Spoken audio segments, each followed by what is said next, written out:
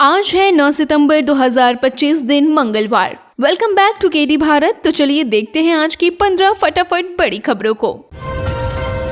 बरेली से बड़ी बहस छिड़ गई है। मौलाना साहबुद्दीन राजवी ने धीरेन्द्र शास्त्री के बयानों पर कड़ी प्रतिक्रिया दी। उन्होंने कहा कि धीरेन्द्र शास्त्री भारत के मुसलमानों को नकली बताते हैं, जबकि असली मुसलमान विदेशों में रहते हैं। ये बिल्कुल गलत धारणा है। मौलाना का कहना है कि इंसानियत की शुरुआत हजरत आदम से हुई और सारी दुनिया उनकी औलाद है। ऐसे में किसी को नकली और असली कहना इंसानियत का अपमान है। उनका कहना है कि जो लोग असली होते हैं वो फर्क नहीं करते, बल्कि नकली लोग ही शोर मचाते हैं और भेदभाव फैलाते हैं। भारत के मुसलमान शरीयत के रास्ते पर चल रहे हैं, जबकि विदेशों में इतनी पाबंदी नहीं होती। यही बात धीरेन्द्र शास्त्री को चुभ रही है। हस्तिनापुर में गंगा का जलस्तर लगातार बढ़ रहा है और कटान का खतरा विकराल रूप ले चुका है। अब तक 2000 हेक्टेयर से ज्यादा जमीन गंगा में समा गई। करीब 5000 हेक्टेयर की फसल पूरी तरह बर्बाद हो चुकी है। इस तबाही से 10,000 से अधिक किसान प्रभावित हो गए। लोगों की रोजी रोटी पर संकट खड़ा हो गया, लेकिन प्रशासन अब तक कोई ठोस इंतजाम नहीं कर पाया। कटान के चलते कई गाँव खतरे में है और ग्रामीणों को पलायन तक करना पड़ सकता है। सहारनपुर पहुंचे मुख्यमंत्री योगी आदित्यनाथ ने आपदा प्रभावित राज्यों को मदद का भरोसा दिया। उन्होंने उत्तराखंड और हिमाचल प्रदेश के लिए 5-5 करोड़ रुपए की सहायता का ऐलान किया। साथ ही राहत सामग्री से भरे ट्रकों को भी हरी झंडी दिखाई। पंजाब, हिमाचल और उत्तराखंड के लिए ये बड़ी राहत मानी जा रही है। मुख्यमंत्री ने जिले में हुए नुकसान का सर्वे कराने का भी आदेश दिया, ताकि पीड़ित परिवारों को उचित मुआवजा दिया जा सके। वाराणसी में एक आस्था भरी खबर सामने आई। काशी में गंगा स्नान, पूजा और बाबा विश्वनाथ के दर्शन की परंपरा सदियों से चली आ रही है। श्रद्धालुओं की सुविधा को देखते हुए सरकार विशेष इंतजाम कर रही है। गंगा घाटों पर सुरक्षा और साफ सफाई की पुख्ता इंतजाम किए जा रहे हैं, ताकि भक्त बिना किसी परेशानी के मां गंगा का पूजा कर सके और बाबा विश्वनाथ का आशीर्वाद ले सके। कांधला क्षेत्र में एक दर्दनाक घटना घटी। गांव गंगेरू में सो रही सबीरा को सांप ने डस लिया। परिजनों ने सांप को मार तो दिया, लेकिन सबीरा को अस्पताल ले जाने के बजाय झाड़ फूक के भरोसे बैठ गए। देर होने पर उसकी जान नहीं बच पाई। इस घटना ने फिर साबित कर दिया कि अंधविश्वास के कारण कई बार कीमती जिंदगियां खत्म हो जाती हैं।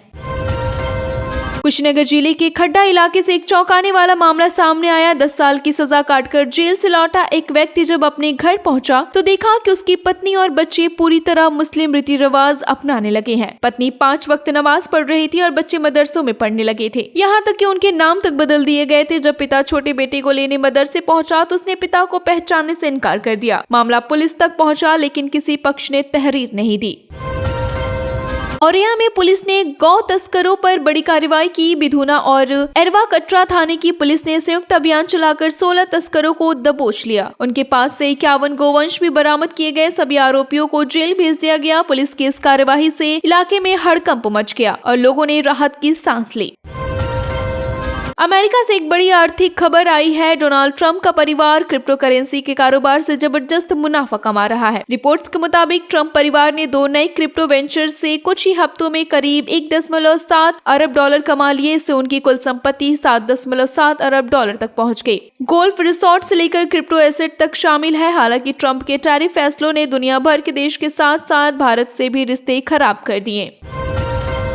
एशिया कप 2025 की उल्टी गिनती शुरू हो चुकी है। 9 सितंबर को टूर्नामेंट का आगाज होगा और पहला मुकाबला अफगानिस्तान व हांगकांग के बीच खेला जाएगा। कुल 8 टीमें हिस्सा ले रही हैं और कई खिलाड़ी पहली बार एशिया कप में उतरेंगे। क्रिकेट फैंस में जबरदस्त उत्साह है, क्योंकि ये टूर्नामेंट पूरे सितंबर माह का रोमांच बनाएगा।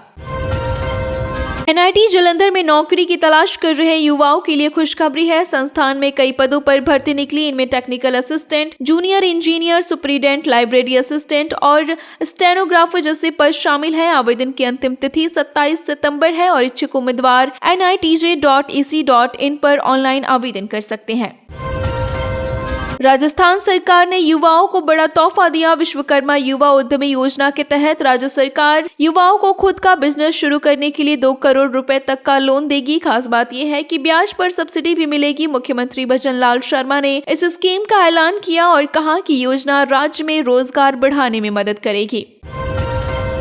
यूक्रेन के राष्ट्रपति वोलोडिमीर जेलेंस्की ने भारत से जुड़े रिश्तों को लेकर नया विवाद खड़ा कर दिया। उन्होंने अमेरिका के ट्रंप द्वारा रूस से व्यापार करने वाले देशों पर लगाए गए भारी टैरिफ का समर्थन किया। इससे चलते अब भारत पर 50% तक का टैरिफ लग चुका है। जेलेंस्की का ये कदम भारत यूक्रेन संबंधों को कमजोर कर सकता है और पाकिस्तान से उनके बढ़ते रिश्तों की चर्चा तेज हो गई।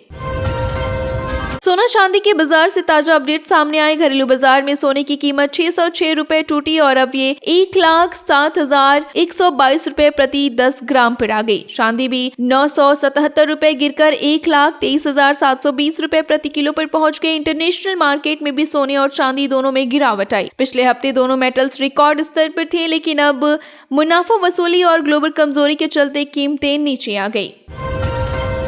पीएफ से जुड़ी जानकारी आपके लिए बेहद अहम है। कई लोग नौकरी बदलते ही अपने पीएफ अकाउंट का पैसा निकाल लेते हैं, लेकिन एक्सपर्ट्स का कहना है कि ऐसा करना नुकसानदायक है। पीएफ पर कंपाउंडिंग का फायदा तभी मिलता है जब पैसा अकाउंट में लंबे समय तक जमा रहे। बार बार पैसा निकालने से ब्याज पर ब्याज का लाभ खत्म हो जाता है। यही रकम रिटायरमेंट के समय आपके लिए मजबूत सहारा बन सकती है। इसलिए नौकरी बदलते वक्त पीएफ को ट्रांसफर करना ही बेहतर होता है।